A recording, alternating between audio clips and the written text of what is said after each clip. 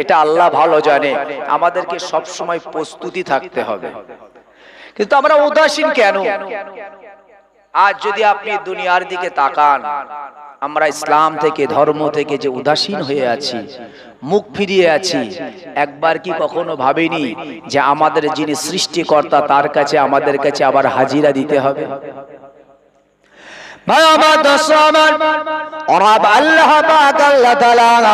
তাই কোরআনে কারীমের ইরশাদ করলেন, হে আমার গোলামেরা শুনে রাখো, আমি রব, আমি আল্লাহ জানিয়ে দিলাম কাইফা তাকফুরুনা বিল্লাহ, তোমরা কিভাবে আমাকে অস্বীকার করো। আমি রব, আমি আল্লাহ তোমাদেরকে জানিয়ে দিলাম অকুনতুম আমওয়াতান, হে আমার গোলাম তোমরা ছিলে মরা, তোমরা ছিলে মরা। আমি রব, আমি আল্লাহ ফাআহইয়াকুম, তোমাদের জীবনটাও তো আমি আল্লাহ দিয়েছিলাম। অকুনতুম আমওয়াতান, আল্লাহ বলছে তোমরা মরা ছিলে। কাইফা তাকফুরুনা বিল্লাহ, তোমরা আমাকে অস্বীকার করছো। কৃতজ্ঞতা হাসিল, কৃতজ্ঞতা স্বীকার করার মতন তোমাদের সেই বুদ্ধি, সেই জ্ঞান, সেই ইলম কি আসে নাই? তোমরা একবার ভাবো, অকুনতুম আমওয়াতান, তোমরা মরা ছিলে, মায়ের রেহেমে এসেছো, 43 পর্যন্ত তোমরা মায়ের রেহেমে মরা ছিলে। যখন আমরা মায়ের রেহেমে এসেছিলাম, প্রথম 40 দিন আমরা মায়ের রেহেমে, সেটা শুক্র হিসাবে জমা ছিলাম।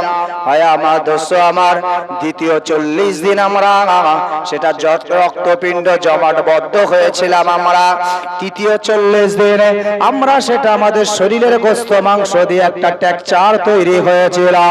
অর্থাৎ 340 মানে 4 মাস। 4 মাস বয়সে আল্লাহ আমাদের শরীরের একটা পরিকাঠামো মায়ের রেহেমে দান করেছিল। আর আল্লাহ বললেন, হে আমার গোলাম, হে আমার বান্দা বান্দিরা, অকুনতুম আমওয়াতান, এই 4 মাস, এই 340 তোমরা মায়ের রেহেমে মরা ছিলে। আমি রব, আমি আল্লাহ ফাআহইয়াকুম, এই মায়ের রেহেমে 340 অর্থাৎ 4 মাস পরে আমি তোমাদের রূহটা দান করেছিলাম। হে আমার গোলাম, তোমরা মৃত ছিলে, তোমাদের জীবনটা তো আমি আল্লাহ দিয়েছিলাম। আজ দুনিয়া তোমরা পেলা, দুনিয়াতে তোমাদের বিবি বাল বাচ্চা, ধন সম্পদ, টাকা পয়সা, জমি জায়গা। হে গোলাম, একবার ভাবো, তোমরা কৃতজ্ঞতা স্বীকার করো, এই নিয়ামত তোমরা, আমি রব, আমি আল্লাহ, আমি তোমাদেরকে দিয়েছি। দুনিয়াতে সন্তান নিয়ে আমরা আনন্দ উপভোগ করি, বিবি নিয়ে আমরা খুশিতে থাকি, অর্থ সম্পদ নিয়ে আমরা দুনিয়ার বিভিন্ন খাদ্য খাবার, বিভিন্ন আনন্দ উৎফুল্ল আমরা করি। রব আল্লাহ সবই তো আমাদের জন্য তার নিয়ামত দান করেছে। রব আল্লাহ বললেন, গোলাম, জীবন দিলাম আমি আল্লাহ, মৃত থেকে আবার দুনিয়ার নিয়ামত তোমাদেরকে আমি দিলাম। তোমরা দুনিয়ার এই নিয়ামত পাবার সাথে সাথে আমি রব, আমি আল্লাহ, আমাকে যে তোমরা ভুলে গেলা। দুনিয়ার নিয়ামত পেয়ে আমরা ভুলে গেছি। দোতলার উপরে থাকি, এসি ঘরে বসবাস করি, 4 চাকা গাড়িতে ঘুরি, কে আমার দেখে? সব তো আমারই কেদ্দানি। আপনি একবার ভেবেছেন চোখটা বুঝালে যে আপনার আর কিছুই নাই? চোখটা বুঝিয়ে দেখুন, কিছুই নাই। কবরে 3টে সাদা কাপড় ছাড়া আর কিছু দেবে না। দুনিয়ায় যে আমার আমার করছেন, আপনার কি আছে? দুনিয়াতে সম্পদের গরমে, টাকার গরমে, অর্থের গরমে, শক্তির গরমে আপনি বলছেন এ দুনিয়া আমার, সব আমার। কিন্তু চোখটা যারা বুঝাচ্ছে তাদের দেখে ফলো করুন, কি তারা নিয়ে যাচ্ছে, আপনিও তো সেই অবস্থায় যাবেন। এগুলো কি মানুষকে বোঝাতে হয়? রব আল্লাহ বললেন, হে আমার গোলাম শুনে রাখো, আমি রব, আমি আল্লাহ জানিয়ে দিলাম তোমরা এই দুনিয়ার জিন্দেগিতে আমার নিয়ামত পেয়েছ, তারপরে তোমরা যে আমার ভুলে রয়েছে, আমি রব, আমি আল্লাহ জানিয়ে দিলাম ও আমার গোলাম, সুম্মা ইউমিতুকুম, যে একটা দিন তোমাদের চোখটা বোঝাতে হবে, আমি আল্লাহ যে তোমাদেরকে, তোমাদের জীবনটা আমি আল্লাহ কেড়ে নেব। তোমরা দুনিয়া থেকে একদিন বিদায় নেবে। যে সময় দুনিয়া থেকে তোমরা বিদায় নেবে, তোমাদেরই সন্তানেরা, তোমাদের পরিবারের মানুষেরা, তোমাদেরই আপনজনেরা সকলে তারাই তাড়াহুড়া করবে তোমাকে কত তাড়াতাড়ি কবরস্থ করার ব্যবস্থা করা যায়। মারা যাবে, ইমাম সাহেবের কাছে ছেলে বারবার ঘন ঘন ছুটছে, ইমাম সাহেব ভাই একটু জানাজাটা একটু নামাজটা একটু আগে করে দিয়ে, জানাজা একটু আগে হলে ভালো হয় না? আব্বা সেই গতকাল রাত্রে মারা গেছে, হসপিটালে ভর্তি ছিল, বিভিন্ন মেডিসিন তার শরীরে দেওয়া হয়েছে, হ্যাঁ বলা যায় না কত সমস্যা হতে পারে, তো একটু যদি তাড়াতাড়ি হয়, আকাশের অবস্থা ভালো না, লোক কুটুম দূর দূরান্ত থেকে আসছে, বাড়ি যাওয়ার ব্যাপার আছে, খাওয়া দাওয়া আছে, একটু তাড়াতাড়ি একটু যদি কবরস্থটা করা যায়, দেখুন না নামাজটা একটু আগে নেওয়া যায় কিনা। আসর না করে জোহর হয় না। আপনার যে ছেলে পেয়ে আপনি দুনিয়াতে এত গর্ব করছিলেন, সে ছেলেও আপনাকে কবরস্থ করার জন্য তাড়াহুড়ো করছে। এগুলো নিয়ে ভাবুন, অ্যানালাইজ করুন, গবেষণা করুন। বাবা দোস্ত আমার, আর আল্লাহ বলে রেখে আমার গোলাম শুনে রাখো, তোমাদেরকে মৃত্যুর সময় যখন হয়ে যাবে, যখন তোমরা মারা যাবে, তোমাদের অতি দ্রুত কবরস্থ করবার জন্য তোমার পরিবারের মানুষ, তোমার আপনজনেরা তারা তাড়াহুড়া শুরু করে দেবে। তোমাদেরকে যখন কবরে রাখা হবে, আমি রব, আমি আল্লাহ জানিয়ে দিলাম, সুম্মা ইহয়িকুম, আমি আল্লাহ আবার তোমাদের ভিতরে কিন্তু জীবনটা দান করব। আবার আল্লাহ আয়াতেই বললেন, সুম্মা ইউমীতুকুম সুম্মা ইহয়িকুম সুম্মা ইলাইহি তুরজাউন, তোমাদের এবার জীবনটা দেওয়া হবে, আর তোমাদের জীবন কাড়া হবে না। মৃত্যু জীবনে একবার, মৃত্যু বারংবার নয়। কিন্তু কবরের আযাব সম্পর্কে শুনেছি, বেনামাজি হয়ে যারা মারা যায়, বিশ্বনবী আমার বললেন, হে আমার উম্মত উম্মতিরা শোনো, কবরের আযাব এত কঠিন, এত ভয়াবহ, যখন বেনামাজি হয়ে তুমি মারা যাও, মনে রাখো হে বেনামাজি, তোমার কবরটা এত সংকীর্ণ করে দেওয়া হবে, এই কবরটা এত চেপে যাবে, তোমার ডান পাজরার হাড়টা বাম পাজরার ভিতরে ঢুকে যাবে, কবরটা এত সংকীর্ণ হয়ে যাবে। এ গোলাম শোনো, বিশ্বনবী আমার বললেন, খালি তাই নয়, তোমার ওই কবরের ভিতরে এমন এক ধরনের সর্প দিয়ে দেওয়া হবে, যে সর্পগুলো দর্শন করবে, যে সর্পের দর্শনে সেই সর্পের যদি একটা শ্বাস প্রশ্বাস দুনিয়ার জমিনে পড়ে, সেই জায়গাতে সেই বিষাক্ত সাপের শ্বাস প্রশ্বাসের কারণে কিয়ামত পর্যন্ত আর কোন সবুজ তরুলতা জন্মাবে না, এমন বিষধর সাপ তোমাদের শরীরে দর্শন করবে। খালি তাই নয়, বিশ্বনবী আমার বললেন, ও বেনামাজি শুনে রাখো, রাসূল পাক জানিয়ে দিলেন, তোমাদের কবরের ভিতরে এমন ফেরেশতা লিপিবদ্ধ করা হবে, তাদের ডিউটি হবে একটা সময় থেকে আর একটা সময় অটোমেটিক তোমাদের শরীরের মাথার উপরে একটা অস্ত্র দিয়ে আঘাত করতে থাকবে। এই অস্ত্রের ওজন, তার ওজনটা এত ভারী হবে, সেই ওজনের চাপে তোমার শরীরটা একটা মারির পরে 70 গজ জমিনের নিচে গেড়ে যাবে। হে দুনিয়ার গোলাম শুনে রাখো, আবার তোলা হবে, আবার মারা হবে। কতদিন মারা হবে? এইভাবে যতদিন কিয়ামত অনুষ্ঠিত না হবে। যদি আমি প্রসঙ্গমূলক একটু কবরের আযাবের কথা বললাম, তার কারণ হলো দুনিয়ার গোলামকে আমার আল্লাহ তিনি আমাদেরকে ভয় দেখান, দুনিয়ার গোলামকে আল্লাহ পাক আল্লাহ তাআলা তার আযাবের কথা বলেছেন, তার শান্তির কথা বলেছেন। ভাই আমার দোস্ত আমার, যদি আমরা কবরে যখন রেখে আসা হবে, যদি আমরা বেনামাজি হয়, যদি আমরা আল্লাহ ওয়ালা না হয়, কবরে আমাদের হালাত, আমাদের অবস্থাটা এমন হবে।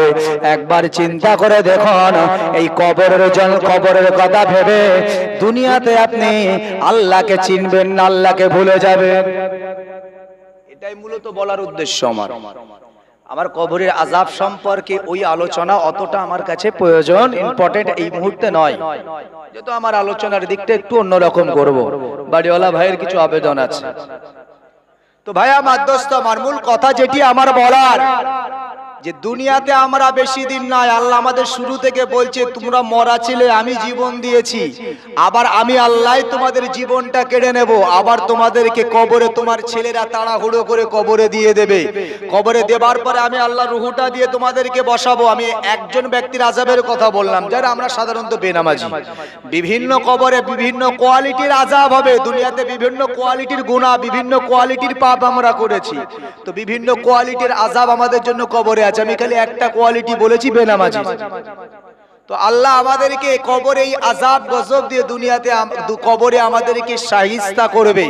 আমরা কিন্তু মরবো না, 70 গজ জমিনে চলে যাব। রাস্তায় গাড়ি অ্যাক্সিডেন্ট হয়, জমিনের তলায় আমরা একটু চেপে যাই না, ঢুকে যাই না, কিন্তু তার আগে আমাদের ডিম পটাশ, আমরা সব শেষ। জীবন বলতে আর কিছু থাকে না, কিন্তু আল্লাহ রাসূল বলেন তোমাদের জীবনে মরণ একবার, বারংবার নয়। তোমরা মরেছো একবার, কবরে গেছো, জাস্ট তোমরা খালি কষ্টটা অনুভব করবে। এটাই আমাদের জন্য সাজা। আমরা কবরে আমাদেরকে এইভাবে মারা হবে, 70 গজ নিচে চলে যাব, আবার তোলা হবে, আমরা মরবো না, জাস্ট কষ্টটা কত হবে আপনি অনুভব করুন। পৃথিবীতে মহান আল্লাহ আমাদেরকে পাঠিয়েছেন, আমাদেরকে সেই রব আল্লাহর শুকরিয়া আদায় করা ছাড়া, কৃতজ্ঞতা স্বীকার করা ছাড়া কোনো উপায় নাই। রব আল্লাহ আমাদেরকে কি দেয়নি আপনি একবার ভেবে দেখুন। সুস্থ শরীরে হেঁটে হেঁটে আপনি মজলিসে এসেছেন। গ্রামের এমনও মানুষ আছে আপনার বয়সী হবে কি আপনার থেকে কম বয়সী হবে, অসুস্থ মানুষ, হয়তো হসপিটালিস্ট হয়ে আছে, কেউ হয়তো বাড়িতে বেডে শুয়ে আছে। একবার ভাবুন, আপনি শুকরিয়া আদায় করুন যে আল্লাহ আপনাকে সুস্থ রেখেছেন। আপনি দেখবেন ডাক্তারের কাছে যাবেন, যখন সিরিয়াস কেস হবে বলবে তুমি উপরওয়ালাকে ডাকো, ওর ভাষায়ও বলে উপরওয়ালাকে তুমি ডাকো, তোমার সৃষ্টিকর্তা তোমার আল্লাহকে তুমি ডাকো, আমাদের কিছু করার নাই। তারপরেও আল্লাহ অনেকের হায়াত দেয়, অনেকের হায়াত রাখে না। আপনি ভাবুন, ডাক্তার যিনি একজন আপনার শারীরিক চিকিৎসক, যিনি আপনার শারীরিক চিকিৎসা, তার ভিতরে যে অভিজ্ঞতা, যে এলেম, যে জ্ঞান আছে, আপনার শারীরিক ট্রিটমেন্ট করার, অসুস্থতার জন্য তার যে ফর্মুলা, সেই ফর্মুলা ব্যবহার করলে আপনার শরীর সুস্থ হওয়ার সম্ভাবনা আছে। কিন্তু ডাক্তারও মাঝে মাঝে কনফিউজ হয়ে যায়, এই মানুষটা বাঁচবে কিনা আমি বলতে পারি না। ওই জন্য বলো তোমরা সৃষ্টিকর্তাকে ডাকো। তো আল্লাহ আমাদেরকে তো ভালো রেখেছেন আর সুস্থ রেখেছেন। এই সুস্থ থাকার পরেও আমাদের ভিতরে যে অনীহা, এই অনীহাটা রাখলে হবে না। এই অনীহা থাকলে মহান আল্লাহর কাছে আপনি জবাব দিতে পারবেন না। এখন আপনি যে হালাতে আছেন, যে অবস্থাতে আছেন, আল্লাহর কত দয়া, আল্লাহর কত করুণা। আল্লাহ বলছে গোলাম শুনে রাখো, আমি রব, আমি আল্লাহ বলছি তোমরা গুনাহ করে করে পাহাড় সম করে ফেলেছ। যদি তোমাদের মনের ভিতরে অনুশোচনা, অনুতপ্ত হয়, তোমরা আমি রব, আমি আল্লাহ আত-তাইবুন, তোমরা তওবা করো, আমার কাছে রিটার্ন আসো, ফিরে আসো। ভুল করেছো, গুনাহ করেছো, কত পাপ, কত অন্যায়, আমি আল্লাহ বলছি তোমরা ফিরে আসো। যদি ফিরে আসতে পারো, আমি আল্লাহ তোমাদেরকে মাসুম বেগুনাহ করে দেব। জোরে বলুন সুবহানাল্লাহ। তওবা মানে খালি ক্ষমা চাওয়া নয়। তওবার আবিধানিক অর্থ হলো রিটার্ন আসা, ফিরে আসা। আমি একটা রাস্তা দিয়ে চলছি, একটা গন্তব্যের স্থানে পৌঁছাবো, তো সেই যেতে যেতে আমার রাস্তাটা ভুল হয়ে যাচ্ছে। আল্লাহ আমাদেরকে পাঠিয়েছে গোলাম তোমরা দুনিয়াতে যাবে, ওমা খালাকতুল জিন্না ওয়াল ইনসা ইল্লা লিয়াবুদুন, আমি আল্লাহ জিন এবং ইনসান তোমাদেরকে পাঠিয়েছি শুধু তোমরা আমার ইবাদত করবে। ইবাদতটা কি? আমার আদেশগুলো মানবে, নিষেধগুলো বর্জন করবে। ইবাদতের আবিধানিক অর্থ হলো আদেশ মানা, নিষেধগুলো বর্জন করা। আমি যেগুলো তোমাদেরকে আদেশ করেছি, নামাজ পড়ো, রোজা রাখো, হজ করো, যাকাত দাও, দান খায়রাত করো, সমাজসেবী কাজ করো, গরিবের পাশে থাকো, ইত্যাদি ইত্যাদি। তোমরা মদ খেও না, সুদ খেও না, ঘুষ খেও না, জিনা ব্যভিচারের ধারে যেও না। এই দুটোর সমন্বয়ে আমল করার নাম হলো ইবাদত। নামাজ পড়ছেন আর 1 মাস রোজা রাখেন, জিজ্ঞাসা করছে ভাই ইবাদত করো তো? ভাই আমার মতন অত সহজ নাই। আমি 5 ওয়াক্ত নামাজ পড়ি, 1 মাস রোজা, আমার কোনো মাস রোজার আমার কামাই নাই। এদিকে সুদের সাথে সম্পর্ক, ঘুষের সাথে সম্পর্ক, তার মুখের ভাষা ভালো নাই, মানুষের সাথে তার আচরণ ভালো নাই, আপনার ইবাদত পূর্ণাঙ্গ হলো না। ইবাদত পূর্ণাঙ্গ হতে গেলে আপনি যেমন নামাজ, রোজা, হজ, যাকাত ভালো কাজগুলো করছেন, পাশাপাশি খারাপগুলো আপনাকে ছাড়তে হবে। এর নাম হলো ইবাদত। ভাই আমার দোস্ত আমার, রব আল্লাহ বলে রেখে আমার গোলাম, আমি আল্লাহ তোমাদেরকে ইবাদতের জন্য পাঠিয়েছি। ইয়া আমার গোলামেরা, তোমরা পথভ্রষ্ট হয়ে তোমরা ভিন্ন রাস্তায় চলছো, আমি রব, আমি আল্লাহ তোমাদের জন্য রাস্তা এখনো খুলে রেখেছি। কিন্তু গোলাম মনে রাখো, দুনিয়ায় এমন একটা দিন আসবে, এমন একটা সময় আসবে, সেই রাস্তাটাও আমি আল্লাহ বন্ধ করে দেব। যেই দিন তোমরা দেখতে পাবে এমনি করে পূর্ব গগন থেকে সূর্য আর উদয় হবে না, এই সূর্যটা পশ্চিম গগন থেকে উদয় হবে, আর পূর্ব দিক থেকে সূর্যটা উঠবে না, এই সূর্যটা পশ্চিম দিক থেকে উঠবে। ওই দিকে মনে রাখবে আমি রব, আমি আল্লাহ তোমাদের জন্য তওবার দরজাটাও বন্ধ করে দেব। তোমরা যদি ফিরে আসার চেষ্টাও করো, তোমরা যদি রিটার্ন হওয়ার চেষ্টাও করো, আমি রব, আমি আল্লাহ জানিয়ে দিলাম তোমরা গন্তব্য স্থানে পৌঁছাতে পারবে না।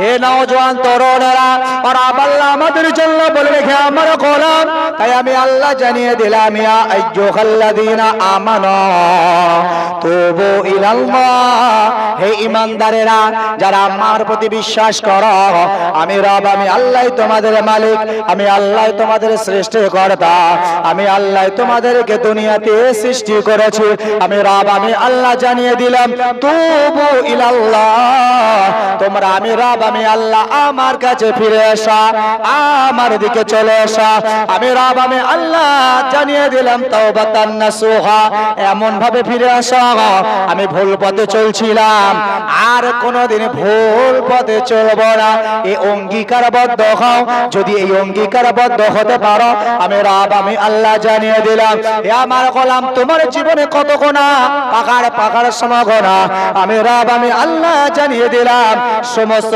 পাহাড় পাহাড় সম গুনাহকে আমি রব, আমি আল্লাহ ক্ষমা করে দেবে, মাফ করে দেবে। জোরে বলুন সুবহানাল্লাহ। বিশ্ব নবী সরকার দু আলম নবীজি সাল্লাল্লাহু আলাইহি ওয়াসাল্লাম হুজুর আমার বললেন, ও আমার গোলামেরা শোনো, আমি বিশ্ব নবী জানিয়ে দিলাম, যারা মহান আল্লাহর দরবারে নিজেদের পাপের জন্য, অপরাধের জন্য, গুনাহের জন্য ক্ষমা চায়, ওই অপরাধকে আমার আল্লাহ খালি ক্ষমা করে দেন তা নয়, বরং আমার রব আমার আল্লাহ সেই গুনাহকে পরিবর্তন করিয়ে আমার আল্লাহ সেই সমপরিমাণ তার নামায় আমলে নেকি দান করে থাকেন। একবার জোরে বলুন সুবহান।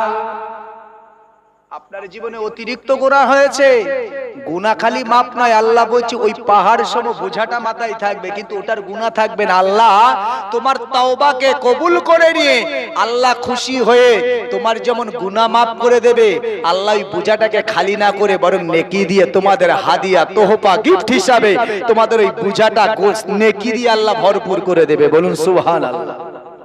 এটা আল্লাহর চাহাত, এটা আল্লাহর ইচ্ছা।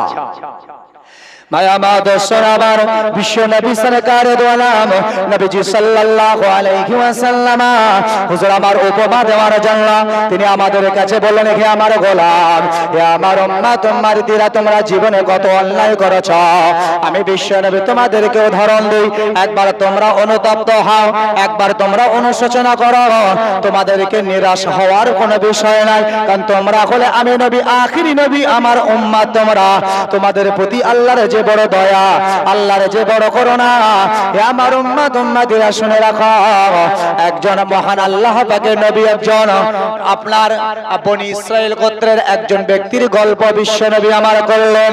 বনি ইসরাইল গোত্রের একজন মানুষ, সেই মানুষটার জীবনে এত অপরাধ ছিল, এত গুনাহ ছিল, এত অন্যায় ছিল, ওই মানুষটা তার হাত দিয়ে একটা দুটো নয় 99টা হত্যা করেছে, মার্ডার করেছে। ভাই আমার দোস্ত, আমার এই সমাজ রয়েছে, আজও কিন্তু হত্যার পাপ বড় পাপ। দেখা যায় দুনিয়াতে যত আপনার এই আমার দেশের আইন বলুন বা অন্যান্য দেশের আইন বলুন, যাদেরকে দেখবেন শুলে চড়ানো হয়, যাদের গলায় ফাঁসি দেওয়া হয়, এই সমস্ত ব্যক্তিদের পিছনে দেখবেন যে কেসগুলি রয়েছে, সে হত্যা করেছে, মার্ডার করেছে। এটাই তো হয়। কোরআনের যদি কিসাস, কোরআনের যদি অর্থ যদি বলা হয় কিসাস, কেউ যদি হত্যা করে তাকে হত্যার আদেশ রয়েছে, যদি এটা এ দেশ নয়, ভারতবর্ষ, এটা চলবে না, অনেক কারণ আছে, কিন্তু কিসাস বদলা যে আছে, আপনি দেখুন আরব কান্ট্রিগুলিতে দেখুন, সৌদি কান্ট্রিতে যেখানে মুসলিম ল চলে, যেখানে মুসলিম আইন চলে, মুসলিম শরিয়া চলে, সেই জায়গার আইনগুলি অন্য। আমি ভিন্ন কথা আজ যাচ্ছি না, তবে মনে রাখুন এটাই যে এটা শরিয়াতের দৃষ্টিকোণ থেকে অনেক খারাপ। রাসূল খালি এ বলেননি, রাসূল বলেছে দুনিয়ার গোলাম শোনো, যদি পৃথিবীর কোনো একটা মানুষকে হত্যা করে তার উপরে এত পাপের চাপ দেওয়া হয় যে সারা পৃথিবীর মানুষকে হত্যা করলে যে পাপ হয়, যে গুনাহ হয়, একটা নয়, একটার জন্য সারা পৃথিবীর মানুষের হত্যা করলে যে গুনাহ হয় তার নামায় আমলে সেই গুনাহ লেখা হয়। কত পাপ, কত গুনাহ ভাবুন। তো একটা মানুষ 99কে হত্যা করেছে, আপনি আমি পাপী ভাবছি, আল্লাহ আমাদেরকে ক্ষমা করবেন না? আল্লাহ বলছে রিটার্ন আসো, ফিরে আসো, সেই সুযোগটা আমি করে দিতে চাইছি। হাদিস এবং কোরআনের নকল, এটা আমার কথা নাই, রাসূল বলছে গোলাম তোমাদের জন্য সুসংবাদ, তোমাদের জন্য আনন্দের সংবাদ, কত পাপ করেছো আমি রাসূল বলছি তোমাদের সব পাপ আল্লাহ ক্ষমা করবেন। তাই রাসূল আমাদের কাছে উপমা দিচ্ছেন, এই মানুষটা 99 জনকে হত্যা করেছে, পরিশেষে এই মানুষটা একটা দিন মনে মনে ভাবলেন ডাকু যে আমি তো এতজন মানুষকে হত্যা করেছি, আমাকেও তো একদিন মরতে হবে। মৃত্যুর একটু ভয় ডর তার ভিতরে জেগে উঠেছে। তারই যে কাছের মানুষ, তারই পাশের মানুষ তাকে ডেকে বলছে দেখো আমার জীবনে তো এত পাপ, আমি 99 জনকে হত্যা করেছি, আমার কি এই হত্যা থেকে, এই হত্যার পাপ থেকে মাপ পাওয়ার কোনো সুযোগ আছে? সে তো জানে সবকে মেরেছে, সব বেইনসাফি করে, তাদের কোনো অন্যায় ছিল না, ত্রুটি ছিল না, তাদেরকে মেরেছে। সে এই কথা ভেবে বলছে আপনি যে পাপ করেছেন ও পাপ ক্ষমা হওয়ার যোগ্য নয়। যার যেমন এলেম, যার যেমন জ্ঞান, সে তেমন জবাব দেবে। সাধারণ মানুষের ভিতরে অনেক সময় ঠেলাগুত হয় না, বলছে আমি এসব করেছি, আল্লাহর কাছে তওবা করলে মাফ হবে। বলছে হ্যাঁ তোমার মাফ হবে, তুমি জেনে বুঝে পাপ করেছো, তোমার মাপ, তোমার গুনাহ মাফ হয়। যে উত্তরগুলো, যে জবাবগুলো আসে, যে যেমন ব্যক্তির কাছে প্রশ্ন করেছে, যেমন তার জবাব জানা ঠিক তেমনটা সে জবাব দিয়েছে।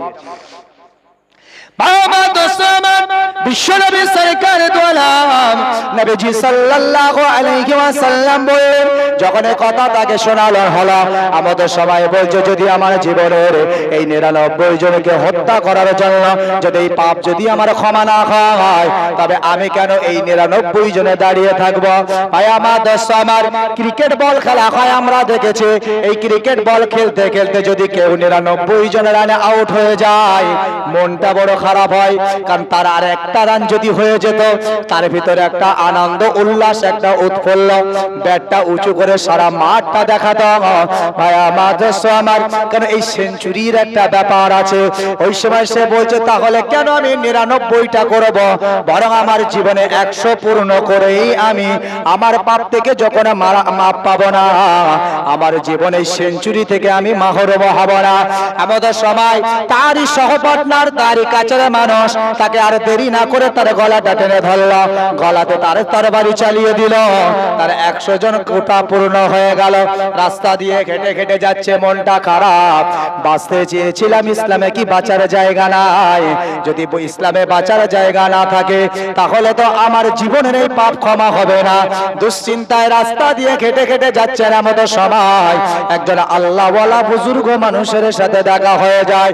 হে নওজোয়ান তরুণেরা, আমার মুরব্বিয়ানেরা, এমন সময় দেখা যায় একজন জ্ঞানী মানুষ, আলেম মানুষের সাথে দেখা হয়ে গেল। এই মানুষটা তার কাছে সালাম বিনিময় করলেন, সালামের জবাব দিল, তাকে লক্ষ্য করে বললেন ভাই তোমার মনটা কেন এত মলিন? তুমি তো বড় উৎফুল্ল মানুষ, তুমি যে ডাকু মানুষ, তোমার চেহারা তো এই রকম থাকে না।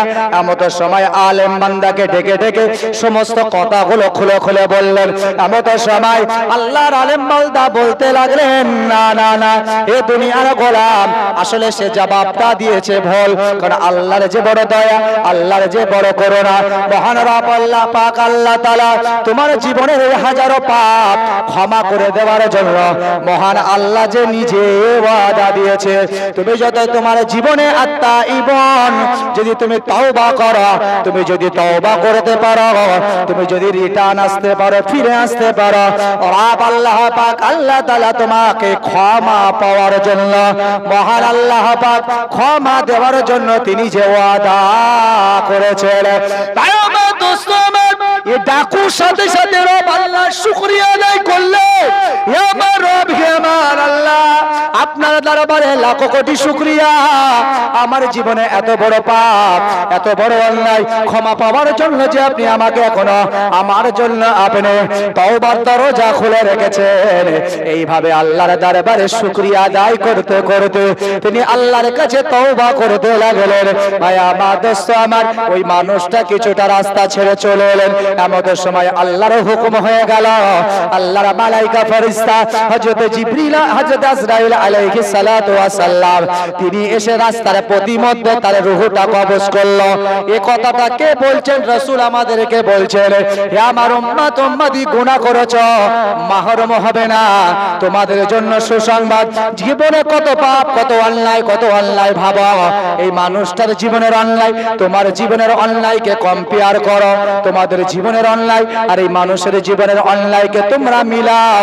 তোমার জীবনের অন্যায় কতটা, তারপরে তোমরা ভাবো এই মানুষটার জীবনের এত অন্যায়, এত পাপ থাকার পরেও আল্লাহ যদি তাকে ক্ষমা করে দিতে পারেন, তোমাদেরকে কেন ক্ষমা করবে না? রাসূল এই জন্য উপমা দিচ্ছেন। ভাই আমার, দোস্ত আমার, হযরত আজরাইল আলাইহিস সালাতু ওয়াস সালাম যখন তার রূহটা কবজ করলো, ভাই আমার, দোস্ত আমার, রূহ কবজ করার সময় আসমান থেকে দুই দল ফেরেশতা দুনিয়াতে অবতরণ করে। একদল ফেরেশতা যারা ভালো রূহগুলো বহন করে, যারা আল্লাহওয়ালা মানুষ, যারা প্রকৃত ঈমানদার, যারা প্রকৃত মুসলমান, তাদের রূহটা এমনি করে বহন করে। আর একদল ফেরেশতা যারা দুনিয়াতে বদ চরিত্রের মানুষ, যারা আল্লাহর সাথে নাফরমানি করে, আল্লাহর সাথে জুলুম করে, এই মানুষগুলোর রূহগুলো বহন করে। দুই দল ফেরেশতা জমিনে চলে এলো। একদল বলতে লাগেন, হে মালাকুল মাউত আজরাইল, ওদের রূহটা আমাদের কাছে দাও, কারণ আজকের দিনেও সে একজন হত্যা করে এসেছে, এর পূর্বেও সে 99 জনকে হত্যা করেছে। এমন একজন পাপীর রূহটা আমাদের হাতে তুলে দাও। এই রূহ বহনকারী হিসাবে, জিম্মাদার হিসাবে আমরা মহান আল্লাহর দরবার থেকে আমরা এই রূহ বহন করার জন্য দায়িত্ব গ্রহণ করেছি।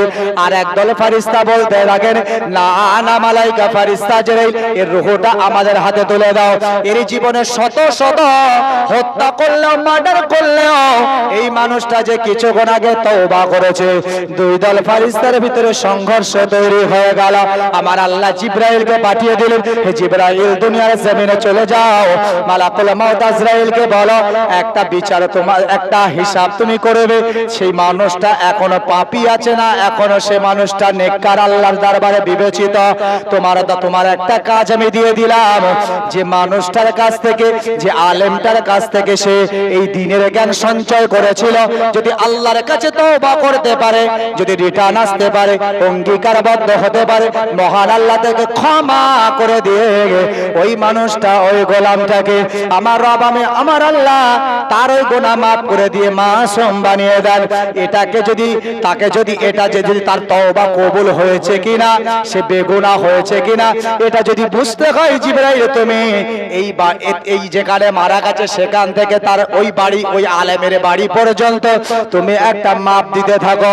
এমনি করে আর একটা মাপ হবে, যেখানে মারা গেছে সেখান থেকে তার বাড়িটা কত দূর, এই কার বাড়িটা দূরত্ব, কার বাড়িটা কাছে, এটা একবার তুমি চেক করো। আমি রব, আমি আল্লাহ জানিয়ে দিলাম, যেটা কাছাকাছি হবে মনে করবে তার রূপ সেটাই। যদি তার বাড়ির কাছাকাছি হয় তাহলে সে পূর্বের ন্যায় পাপী আছে। আর যদি ওই আলেমের বাড়িটা যদি কাছাকাছি হয়, আমি রব, আমি আল্লাহ তাকে যে ক্ষমা করে দিয়েছি। আল্লাহ বলছে, দেখো যাও, দুনিয়াতে চলে যাও। আল্লাহর মালায়েকা ফেরেশতা হযরত জিবরিল আমিন আলাইহিস সালাতু ওয়াস সালাম হুজুর আমার দুনিয়ার জমিনে অবতরণ করে বারংবার মাপ দিতে লাগলেন। দেখতে পান যে আলেমের কাছ থেকে তওবা গ্রহণ করেছিল, সেই আলেমের বাড়িটা বারংবার মাপ দিল, কাছাকাছি হয়ে যায়। আমাদের সময় জিবরিল আমিন আলাইহিস সালাম সিদ্ধান্ত নিতে লাগলো, হে আল্লাহর ফেরেশতারা শুনে রাখো, এই মানুষটারা পাপী নয়, এই মানুষটার গুনাহগার নয়। আর আল্লাহ পাক, আল্লাহ তাআলা তার জীবনের যে পাপ ক্ষমা করে দিয়েছেন, মাফ করে দিয়েছেন, এটা হলো তার প্রমাণ। আমাদের সময় তার রূহটা নেক রূহ বহনকারী ফেরেশতাদের হাতে তুলে দেওয়া হলো। তাই বিশ্বনবী আমাদেরকে শেখান, হে আমার গোলামেরা, হে আমার উম্মত উম্মতিরা, শোনো, আমি রাসূলুল্লাহ জানিয়ে দিলাম, তোমরা জীবনে পাপ করলে যদি তোমরা ওয়াদা দিয়ে তওবা করতে পারো, অঙ্গীকারবদ্ধ দিতে পারো, আমি বিশ্বনবী জানিয়ে দিলাম তোমাদের পাহাড় সম গুনাহ, আমি রাসূলুল্লাহ জানিয়ে দিলাম ক্ষমা করে দেবেন আমাদেরকে মহান আল্লাহ। এ নবীর উম্মত উম্মতিরা, আমাদেরকে ভাবতে হবে সেই কথাই। আজকে আল্লাহ আমাদের প্রতি কত করুণা, কত দয়া রেখেছেন। এত গুনাহ করার পরেও আমার আল্লাহ বলছে, দেখে আমার গোলামেরা তোমরা ফিরে এসো, ফিরে এসো, ফিরে এসো। আমি রব, আমি আল্লাহ যে তোমাদেরকে বড় প্যার করি, বড় ভালোবাসি। আমি রব, আমি আল্লাহ তোমাদেরকে জাহান্নামে দিতে চাই না। আমি আল্লাহ তোমাদেরকে জান্নাতে দিতে চাই। তোমরা ফিরে এসো। আমি রব, আমি আল্লাহ রাস্তা খুলে রেখেছি, জান্নাতি হতে যাও। আমি আল্লাহ তোমাদেরকে জান্নাতে দিতে চাই। গুনাহ করেছো তারপরেও ফিরে এসো, তওবা করো, আমার রাহে, আমার রাস্তায় তোমরা নেমে যাও। আল্লাহর আর কত করুণা চাই। আল্লাহ আমাদের মরা থেকে জীবন দান করলেন, দুনিয়ার নিয়ামত দিলেন। আমরা দুনিয়ার মোহে পড়ে পাপে জর্জরিত হয়ে গেছি, তারপরও আল্লাহ ডাক দিচ্ছে, গোলাম ফিরে এসো, পাপ করেছো, অন্যায় করেছো, ফিরে এসো। আমি আল্লাহ চাই না তোমাদেরকে জাহান্নামে দিতে, কারণ তোমরা যে আমার বড় আদরের, আমার আদরের গোলাম, তোমরা আদরের বান্দা। তোমরা একবার ভাবো, আমি রব, আমি আল্লাহ যখন দুনিয়াতে তোমাদেরকে সৃষ্টি করব, সূচনা করব, আমি যখন ফেরেশতাদেরকে নিয়ে ওয়াজ করছিলাম, ওয়াইদ ক্বালা রাব্বুকা লিল মালাইকাতি ইন্নী জাইলুন ফিল আরদি খলিফা, হে আমার মালাইকা ফেরেশতারা, আমি দুনিয়াতে খলিফা, প্রতিনিধি পাঠাতে চাই। ফেরেশতারা বলেছিল, হে আমার আল্লাহ, আপনি দুনিয়াতে ফেরেশতা পাঠাবে, দুনিয়াতে আপনি আদম সন্তানদেরকে পাঠাবেন না। ওরা দুনিয়াতে মারামারি, কাটাকাটি, হানাহানি, রক্তাক্ত হবে, তারা রক্তারক্তি করবে, ভাইয়ে ভাইয়ে মারপিট, স্বামী স্ত্রী অশান্তি, দুনিয়াতে কত রকম সমস্যা, সব কথা মালাইকা ফেরেশতারা বলেছিলেন। আল্লাহ বলেছিলেন, ইন্নী আ'লামু মা লা তা'লামুন, শুনে রাখো, আমি রব, আমি আল্লাহ যা জানি তোমরা তা জানো না। আল্লাহ আমাদেরকে নিয়ে গর্ব করেন। তাই রাসূল বলেছেন, যখন দুনিয়াতে আমরা যখন দুনিয়াতে ভালো কাজ করি, আমার আল্লাহ ফেরেশতাদেরকে ডেকে ডেকে গর্ব করতে থাকে, এই আমার ফেরেশতারা দেখো, দুনিয়াতে যে আমার আদম সন্তানদেরকে তোমরা পাঠাতে নিষেধ করেছিলে, আমি রব, আমি আল্লাহ দেখো আজকে কাজদহ উত্তরপাড়া আমাদের জনাব আমির ভাইয়ের ডাকে একটা দিনের মজলিস হয়েছে, সেখানে বসে বসে শুধুমাত্র আমি রব, আমি আল্লাহ আমার সন্তুষ্টি করবার লক্ষ্যে তারা দুনিয়ার সব মোহ ছেড়ে দিয়ে তারা দুনিয়ার জমিনে একটা উঠোনে বসে বসে, একটা আপনার তিরপলে বসে, তারা শুধুমাত্র আমি আল্লাহ আমার সন্তুষ্টির জন্য তারা আলেমদের চেহারার দিকে তাকিয়েছে, কিছু সঞ্চয় করবে, কিছু জানবে, কিছু বুঝবে, কিছু ইলম হাসিল করবে, দরুদ শরীফ, কলেমা শরীফ পড়বে। দেখো তারা করছে, আমি রব, আমি আল্লাহ এদেরকে দুনিয়াতে পাঠিয়েছিলাম এই কারণেই, কারণ দুনিয়াতে তারা যাবে, আমি আল্লাহ দুনিয়াকে খুশি করার জন্য, আমাকে খুশি করার জন্য তারা আমল করবে, সেটাই করছে। আল্লাহ এখন গর্বিত, আল্লাহ এখন আরশে আজিমে বসে বসে ফেরেশতাদেরকে ডেকে ডেকে আমার আল্লাহ আমাদেরকে দেখাচ্ছেন। একবার জোরে বলুন সুবহানাল্লাহ। তিনিই তো রব, তিনিই তো স্রষ্টা, তার থেকে পৃথিবীতে আর কে আপন হতে পারে? গোলাম একবার ভাবো, দুনিয়াতে আমাদের জন্য সবথেকে আপন আমাদের মা জননী। দুনিয়াতে থাকি আমরা বুঝতে পারি না, মা চলে যাবার পরে বড় আফসোস হয়, বড় কষ্ট হয়। হারে, আমি রাত 12টা 1টা 2টোয় বাড়ি এসেছি, স্ত্রী এসে নাক ডাকিয়ে ঘুমাচ্ছে, কিন্তু আমি যখনই দরজায় ঢুকেছি আমার জননী মা ডেকে উঠেছে, কে রে বেটা বাড়ি এসেছিস? স্ত্রীর খবর নাই। ভালোবাসুন স্ত্রীকে, ভালোবাসাও সুন্নাতে নববী, আমি বলছি না তা নয়, কিন্তু আপন বললে আপনার কাছে সব থেকে আপন তো মা, কিন্তু দুনিয়াতে মা থাকলে আমরা এই কদরটা বুঝি না। ঠিক এই রকম মানুষ হচ্ছি আমরা। দুনিয়াতে আজকে আল্লাহ আমাদের এত কিছু দিয়েছে, সেই রব যিনি আমাদেরকে সব থেকে বেশি ভালোবাসে, সেই আল্লাহকে এখন চিনছি না। কবরে দেওয়ার পরে আল্লাহর কাছে তখন আরজু করবেন, আল্লাহ দুনিয়াতে পাঠান। হাদিস পাকে এসেছে, দুনিয়াতে পাঠান। কবরে গিয়ে বলবে, আল্লাহ দুনিয়াতে পাঠালে আর কোনোদিন নামাজ ছাড়বো না, রোজা ছাড়বো না, হজ যাকাত ছাড়বো না, দুনিয়াদারি কিছুই নয়। আল্লাহ খালি যাব দুনিয়াতে ইবাদত ছাড়া আর কিছু করবো না। কিন্তু লাভ কি তখন আর হবে? মা চলে গেছে, কাঁদলে কি আর উপায় আছে? মা থাকতে মার খেদমত করা দরকার ছিল। দুনিয়াতে আছেন আপনি, আল্লাহর ইবাদত করেন, এটা আপনার আমার কাজ হওয়া দরকার। ভাই আমার, দোস্ত আমার, ভুল বুঝবেন না, কারণ আমরা প্রতিটা মানুষ গুনাহগার। আমি গুনাহগার, আপনারাও গুনাহগার, কেউ কম আর বেশি। কম আর বেশি দুনিয়াতে অন্তত একটু চেষ্টা করুন, কারণ এই দুনিয়াটা বড় ফিতনার দুনিয়া। এই দুনিয়াতে দুনিয়ার মুখে আমরা পাপ করব, এটা স্বাভাবিক। আমাদের জীবনে অন্যায় থাকবে, অপরাধ থাকবে, আমরা ফারিস্তা নয়। কেউ যদি দাবি করে যে আমার কোনো গুনাহ নাই, আমার কোনো পাপ নাই, আমি বলবো ওর মতন শয়তানও কেউ নাই। দুনিয়াতে কার গুনাহ নাই এ কথা সেই বলতে পারে একমাত্র ইবলিস শয়তান। যে আল্লাহর বান্দা হবে, যে আল্লাহর গোলাম হবে, মানুষ যে হবে সে বলবে যে আমি তো অবশ্যই গুনাহগার, আল্লাহ আমাকে সেই গুনাহগারের মধ্যে যতটুকু করতে দিচ্ছে আলহামদুলিল্লাহ। আমি আল্লাহর দুনিয়ায় এসেছি, আমার চোখে সবই তো অপরাধে ভরা, আমার কোন দিক থেকে অপরাধ হয়ে যাচ্ছে আমার জানা নাই। ওই জন্য যদি কেউ বলে যে আমার জীবনে কোনো গুনাহ নাই, ভাববেন ও সিফাতটা মানুষের নাই, ওটা হলো ইবলিস শয়তানের সিফাত। নিজেকে সবসময় গুনাহগার হিসেবে স্বীকার করুন। আল্লাহর কাছে তত আপনি নমনীয় হবেন, আল্লাহর কাছে তত আপনি ইস্তেগফার করার সুযোগ পেয়ে যাবেন। ভাইয়া মাদ্রস আমার, আপনারা আমার মুরব্বী, আপনারা আমার ভাইয়ের সমতুল্য, আপনারা আমার অনেকের সমবয়স্ক, আমি সবাইকে বলবো দুনিয়াদারি করুন। দুনিয়াদারির সাথে সাথে অন্তত আল্লাহকে চেনার চেষ্টা করুন। দুনিয়া থেকে সবাইকে বিদায় নিতে হবে, আমরা সবাই চলে যাব। আল্লাহকে ভয় করুন, আল্লাহর ভয় করলে মহান আল্লাহ খুশি হয়ে যায়। আল্লাহকে ভয় করলে মহান আল্লাহ খুশি হয়ে যায়। আল্লাহকে ভয় করলে আল্লাহ তাকে জান্নাত দিয়ে দেয়, বলুন সুবহানাল্লাহ। এই জন্য আল্লাহর ভয়, পাপের কাজ যদি হয়েও যায় সব সময়, আপনি পাপের কাজ হয়ে গেলে আল্লাহকে ভয় করুন, আমি একটা পাপ করে ফেললাম, তওবা করুন। এই পাপে ভয় করার কারণে আল্লাহ আপনাকে জান্নাত দিয়ে দিতে পারে। আমার একটা খুব সুন্দর একটা ওয়াকিয়া মনে পড়ে যায়, যদিও আমার বলার মধ্যে একটা বিষয় রয়েছে। ভাইয়া মাদ্রস, আমার জামানার একজন বড় বাদশা ছিলেন, বাদশাহ হারুন আর রশিদ। এখানে আর একটা মাসলাও জানা হয়ে যাবে। বাদশাহ হারুন আর রশিদ, এই বাদশাহ হারুন আর রশিদ আর তার স্ত্রী দুজনাই আল্লাহওয়ালা মানুষ ছিলেন। কিন্তু স্বামী স্ত্রীর ভিতরে ভালো মানুষ হলেও যে অশান্তি হবেন এরকমটা তো নয়। স্বামী স্ত্রী হতেই পারে খুঁটিনাটি ঝামেলা হতে পারে, স্বামী স্ত্রীর ভালোবাসাও, এই স্বামী স্ত্রীর অশান্তির ভিতরেও মহব্বত থাকে।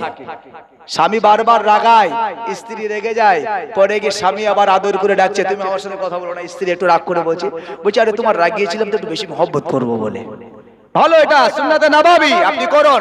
স্বামী স্ত্রীর ভিতরে ভালোবাসা মহব্বত, এটা মহান আল্লাহ খুশি হয়ে যায়। রাসূল বলেছেন স্বামী আর স্ত্রীর মধ্যে ভালোবাসা, এটা হলো বীজখানে যেন তার পরিবারের মাঝখানে যেন একটা জান্নাতের পরিবেশ, বলুন সুবহানাল্লাহ।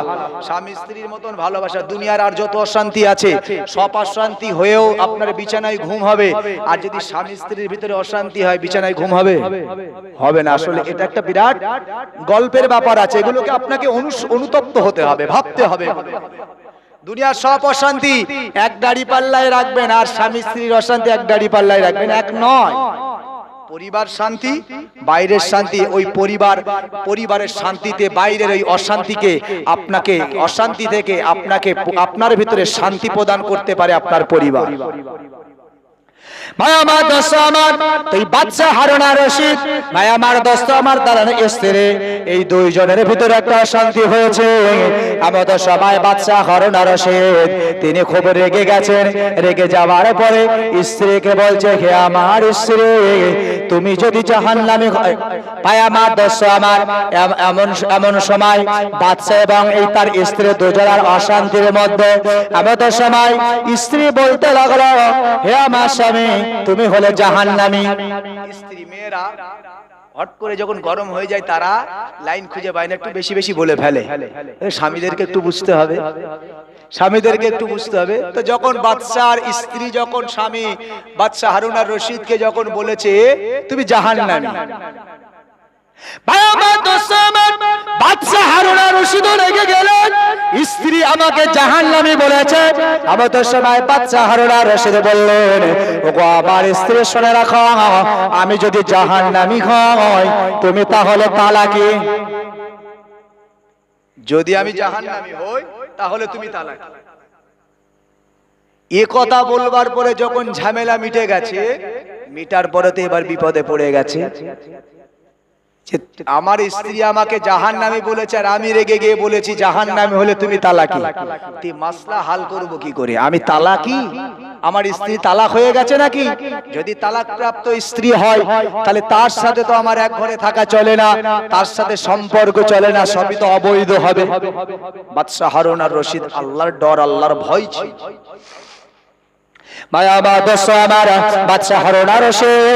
তিনি বড় চিন্তিত হয়ে গেলেন, বিবি থেকে পৃথক থাকতে শুরু করলেন। তিনি সমস্ত সমাজের আলেমদেরকে ডাক দিলেন, সমস্ত মুফতি সাহেবদেরকে ডাক দিলেন। বাদশার দরবারে তলব করার পরে সমস্ত আলেম ওলামা হযরতদের ভিতরে বাদশা হারুন আর রশিদ এই আলোচনাটা রাখলেন যে আমাদের ভিতরে এমন এমন ঘটনা ঘটে গেছে, এমন একটা যুগ, এমন একটা সময়ের কথা বলছি, যে যুগে যে সময়ে তলাবা হিসেবে, ছাত্র হিসেবে হযরত ইমাম শাফি রাহমাতুল্লাহ আলাইহি, যার বয়সটা তখন 18 থেকে 20 বছর, এমন একটা বয়সে তিনি মাদ্রাসায় পড়াশোনা করে, তিনি তার উস্তাদের সঙ্গী হয়ে তিনিও ওই মজলিসে গিয়েছেন। ভাই আমার দোস্ত আমার, বাদশা হারুন আর রশিদ তিনি যখন বললেন, হে আলেম ইমামেরা, হে মুফতি সাহেবের, একবার বলেন আমার স্ত্রী যখন আমাকে জাহান্নামী বলেছেন, ওই সময় আমি আমার স্ত্রীকে বলেছি আমি যদি জাহান্নামী হয়ে তুমি তালাকি, এবার বলো আমার ওই স্ত্রী আছে না গেছে? সব আলেমরা চুপ হয়ে গেছে, কেউ কোনো জবাব দিচ্ছে না। আসলে জাহান্নামী কিনা বাদশা হারুন আর রশিদ আমরা কি করে জানবো? বাদশা হারুন আর রশিদ জাহান্নামী কিনা আমরা কি করে জানবো? আমাদের ভিতরে কত মানুষ আছি আজকে, আপনি জান্নাতি কিনা এখানে বসে বসে আপনি প্রমাণ পাবেন। আমার কথা নয়, কোরআন বলছে আলিমান খাফা মাকামা রাব্বিহি জান্নাতান, আল্লাহ কোরআনে বলছে, আমার কথা নয়। আমার দোস্ত আমার, যখন বাদশা হারুন আর রশিদ কথা বললেন, সমস্ত আলেমেরা চুপ হয়ে রইলেন। বাদশা হারুন আর রশিদ আরো কনফিউজ হয়ে গেলেন, আরো টেনশন ফিল করছেন। আলেমদেরকে জিজ্ঞাসা করেছেন কি ব্যাপার, মসলা হাল করার কি ক্ষমতা তোমাদের নাই? সমস্ত আলেমেরা চুপটি মেরে রইলেন। আমাদের সবাই ইমাম শাফি রাহমাতুল্লাহ আলাইহি, বয়স তার ছাত্র জীবন 18-20 বছর বয়স, তার ওস্তাদকে ডেকে বললেন, হে আমার ওস্তাদ, যদি একটাবার আপনি আমাকে অনুমতি দেন, এর জবাব আমার কাছে আছে। আমাদের সময় ওস্তাদ বললেন, হে আমার তলাবে, হে আমার ছাত্ররা, এই ইমাম শাফি, যদি তোমার ভিতরে জবাব থাকে তুমি আগে চলে যাও, জবাবটা দিয়ে দাও। তুমি তো আমার ছাত্র, যদি তুমি জবাব দিতে পারো এটা তো আমার জন্য গর্বের। আমার দোস্ত আমার, হযরত ইমাম শাফি রাহমাতুল্লাহ আলাইহি বাদশা হারুন আর রশিদের দরবারে চলে গেলেন। বাদশা হারুন আর রশিদকে ডেকে বললেন, হে বাদশা হারুন আর রশিদ, নিশ্চয় আপনি যে কথা বলেছেন আপনার জবাব আমার কাছে আছে। আপনার স্ত্রী তালাকি না তালাকি না এটা আমি আপনাকে বলবো, তবে তার আগে আপনি একটা আমাকে প্রশ্নের জবাব দেন। দুনিয়ার জমিনে এমন একটা জায়গায় অপরাধ করতে গেছেন, যে অপরাধটা যখন আপনি করতে গেছেন সেখানে কোনো দুনিয়ার মানুষ জানে না। মনে করুন রাতের অন্ধকারে চুরি করতে গেছেন, কোন দুনিয়ার মানুষ দেখতে পায় নাই। হয়তো আপনি গোপনে কোন নারীর সাথে ব্যভিচার করতে গেছেন, দুনিয়ার কোনো মানুষ দেখতে পায় নাই। দুনিয়ার কত এমন অপরাধ আছে যে অপরাধগুলো গোপনে গোপনে করা হয়। এই গোপনে অপরাধ করতে গিয়ে সেখানে যখন অপরাধের সাথে জড়িত হবেন, চুরি করতে যাবেন, মালটা হাত দিতে গেছেন, নারীর প্রেমে আসক্ত হয়ে ব্যভিচারে লিপ্ত হতে যাবেন, এমন সময় আপনার মনে পড়ে গেল, না না, চুরি করছি দুনিয়ার কোনো মানুষ দেখছে না ঠিক, ব্যভিচার করছি দুনিয়ার কোনো মানুষ দেখছে না ঠিক, ডাকাতি করছি দুনিয়ার কোনো মানুষ দেখছে না ঠিক, মানুষকে ধোঁকা দিচ্ছি বুঝছে না ঠিক, আমি গোপনে গোপনে করছি। এমন সময় আপনার মনের ভিতরে ডর হলো, আপনার মনের ভিতরে ভয় হলো, দুনিয়ার মানুষ যদি না দেখেন কিন্তু রব আল্লাহ যে আমাকে দেখছে। হে বাদশা হারুন আর রশিদ, এমন কোন অন্যায় করতে গিয়ে যেখানে দুনিয়ার কোনো মানুষ দেখে নাই, আপনি করতে গেছেন, আল্লাহর ভয় হলো, আল্লাহর ডর হলো, এমন সময় আপনি ওই অপরাধকে ছেড়ে দিলেন। আমি চুরি করব না, আমি ব্যভিচার করব না, দুনিয়ার মানুষ না দেখলেও আল্লাহর চোখ আমি ফাঁকি দিতে পারছি না। এই অপরাধ করলে আল্লাহর দরবারে কিয়ামতের দিন আমাকে জবাবদিহি করতে হবে। এমন কথা ভেবে, এমন ভয়ে আপনি কি কোনো পাপ থেকে পিছিয়ে এসেছেন আল্লাহর ভয়ে? এমন সময় বাদশা হারুন আর রশিদ বলতে লাগলেন, আমার জীবনে একবার দুইবার নয়, আমার জীবনে শত শতবার এমন পাপের কাজের সাথে আমি জড়িত হতে গিয়ে রব আল্লাহর ভয়ে আমি পিছিয়ে এসেছি। এমন সময় বাদশা হারুন আর রশিদ বললেন, ওয়ালিমান খাফা মাকাম রাব্বিহি জান্নাতান, এমন একটা মাকাম, এমন একটা স্থানে চলে গেছেন যেখানে আপনি আল্লাহর খৌফে আপনি পাপ থেকে দূরে চলে এসেছেন। ওই মানুষগুলোর জন্য রব আল্লাহ জানিয়েছেন তারাই হলো জান্নাতি, তাদেরকে রব আল্লাহ জান্নাত প্রদান করবে। তবে আপনার স্ত্রী বলেছে আপনাকে জাহান্নামী, আর আপনি বলেছেন যদি আপনি জাহান্নামী হন তাহলে আপনার স্ত্রী তালাকে। আপনি যদিও জাহান্নামী নন, কারণ আপনি পাপের কাজ করতে গেছেন, আল্লাহর ভয়ে আপনি ফিরে এসেছেন, মানে আপনার জন্য কোরআন সাক্ষ্য দেয় আপনি একজন জান্নাতি ব্যক্তি। একবার জোরে বলেন,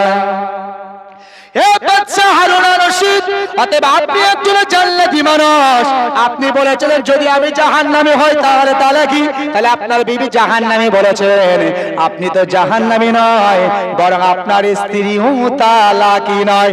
শর্ত ছিল যদি জাহান্নামী হই তাহলে তালাকি, কিন্তু কোরআন আপনার সম্পর্কে সাক্ষ্য দেয় আপনি যে একজন জান্নাতি, একজন জান্নাতি। জোরে বলো। এই জায়গাতেও আপনি মূলত আমার কথা, আমার প্রসঙ্গ হলো পাপ থেকে দূরে ফিরে আসা। তার আর একটা দিকে কথা আমি বললাম ভাই আমার, দোস্ত আমার, কারণ রব আল্লাহকে খুশি করতে গেলে আপনার আমার জীবনের অনেক ধরনের পাপ আছে, কিছু জেনে আছে, কিছু অজানা আছে। ভাই আমার, দোস্ত আমার, দুনিয়াতে যদি আপনি জান্নাতের সুসংবাদ নেন, যদি জান্নাতের রাস্তা যদি আপনি পেতে চান, তাহলে আপনাকে এই সমস্ত কাজগুলি করতে হবে। দুনিয়াতে পাপ ছেড়ে একবার দরুদ শরীফ পড়েন, আল্লাহুম্মা।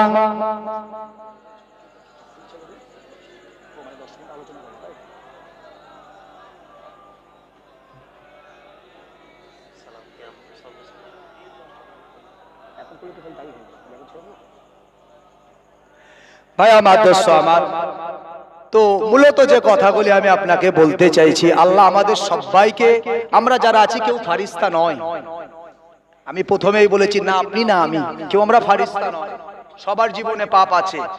আল্লাহ আমাদের প্রতি দয়া করেছে, করুণা করেছে, তাই সব পাপ আমাদের প্রকাশ পায় নাই। যদি সব পাপ প্রকাশ পেত দুনিয়াতে, তাহলে আমরা মানুষের সামনে কেউ জোর করে, কেউ জোর গলায়, কেউ কাউকে কথা বলতে পারতাম না। এটাও আল্লাহর একটা করুণা। জামানা ছিল, মহান আল্লাহ পাকের নবী দোয়া চেয়েছিলেন আল্লাহর কাছে, এটাও আল্লাহর রাসূলের দোয়া। দুনিয়াতে নবী মুহাম্মদ সাল্লাল্লাহু আলাইহি ওয়াসাল্লামের উম্মত ব্যতীত যত উম্মত এসেছে, তারা দুনিয়ায় যখন অপরাধ করেছে, গোপনে অন্যায় করেছে, আল্লাহ দুনিয়াতে প্রকাশ করে দিয়েছে। গাছের পাতায়, ঘরের পাঁচিলে আল্লাহ প্রকাশ করে দিতেন। রাত্রে আজকে আব্দুল গফফার মিয়া জব্বারের বাড়িতে চুরি করেছিল, এখন করলে কিন্তু সেটা হয় না, কারণ রাসূল আমাদের জন্য দোয়া চেয়েছিলেন, আল্লাহ আমার উম্মতদেরকে এইভাবে সমাজে বেইজ্জতি করবেন না। এটা আল্লাহর দয়া, আল্লাহ গ্রহণ করে নিয়েছে। তাই আমাদের জীবনের অনেক গোপন পাপ আল্লাহ প্রকাশ করে নাই, আল্লাহ আমাদের সম্মানকে বুলন্দ করেছে। আপনি মাথায় রাখুন, সেই আল্লাহর কত করুণা, সেই আল্লাহর দিকে আমরা সবাই ধাবিত হই। দুনিয়াতে বেশি দিন বাঁচার নয়, মহান আল্লাহ পাক যে কটা দিন হায়াতে দেবে, হায়াতে রাখবেন, সর্বদা আল্লাহকে ডাকার চেষ্টা করুন, আল্লাহর জিকির, আল্লাহর ফিকিরে মত্ত থাকার চেষ্টা করুন, মসজিদের আবাদি করুন, নামাজি হয়ে যান। ভাই আমার, দোস্ত আমার, দেখবেন নামাজের ভিতরে সুকুন, শান্তি মিলবে। নামাজ পড়বেন, আপনার পরিবারে শান্তি আসবে।